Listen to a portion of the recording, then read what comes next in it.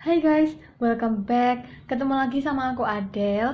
Nah, kali ini aku bakal menceritakan kepada kalian semua sebuah film berjudul Death Bell yang rilis pada tahun 2008 di Korea.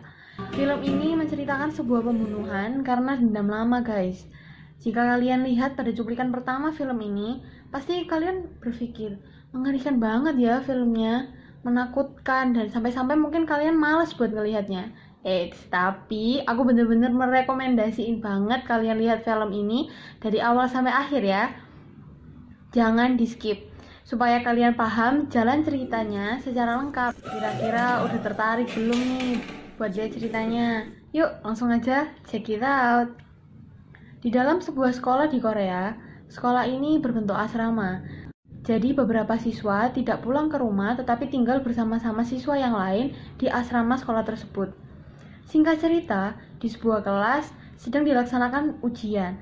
Lalu ada siswa bernama Cho Beom ini mendengar suara aneh dan melihat wajah yang menyeramkan di lembar kertas ujiannya guys. Nah, sekolah ini memiliki sebuah kelas spesial yang isinya adalah anak-anak yang pintar dan kaya. Nah, pada suatu hari ketika ujian dimulai, ternyata ada salah satu siswa yang tidak hadir di kelas. Namanya adalah Ye-young.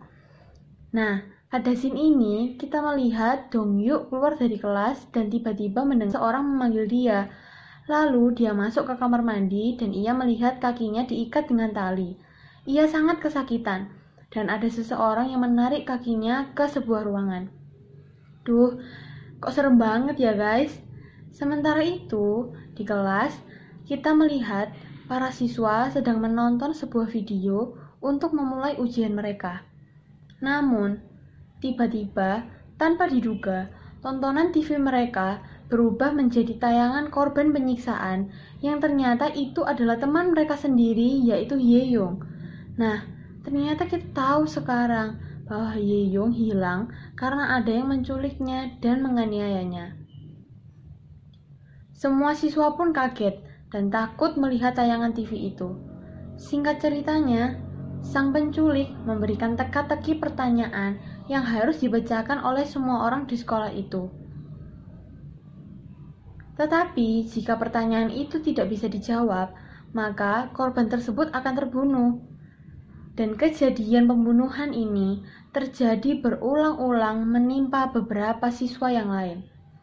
Hal ini semakin membuat seluruh orang di sekolah itu sangat ketakutan.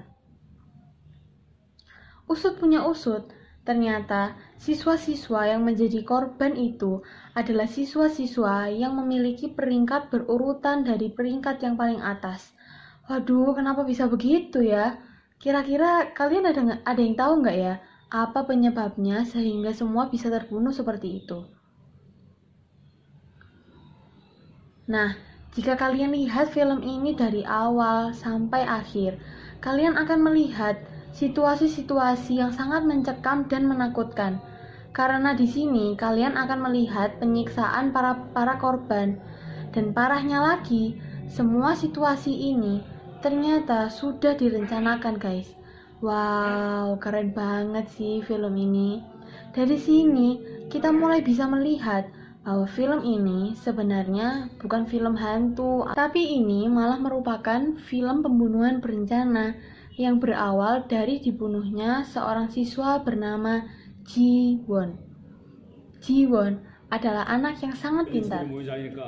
Di kelas spesial itu, dia adalah anak yang sangat berprestasi dan mendapatkan nilai yang selalu baik. Bahkan, dia pernah mendapatkan peringkat 1 di sekolahnya. Singkatnya, Ji-won bercerita kepada temannya, yaitu Ina, bahwa dia akan berusaha keras untuk mendapatkan beasiswa. Tetapi kenyataannya sangatlah berbeda, karena ternyata Ji-won mendapatkan peringkat ke-6 dan peringkat-peringkat atas didominasi oleh orang-orang kaya yang menyuap guru di sekolah itu bernama Pak Kim. Hal itu diketahui oleh Ji-won sendiri, dan akhirnya Ji-won mengancam untuk melaporkannya ke Dewan Pendidikan. Di scene ini kita bisa melihat bahwa Pak Kim lah yang ternyata membunuh Ji-won karena Pak Kim tidak ingin rahasianya terbongkar. Dan parahnya lagi, pembunuhan ini ternyata diketahui oleh teman Jiwon yang bernama Cho Byung. Dan tetapi Cho Byung ini tidak berinisiatif untuk menolong atau membantu Jiwon yang saat itu sedang akan dibunuh oleh Pak Kim.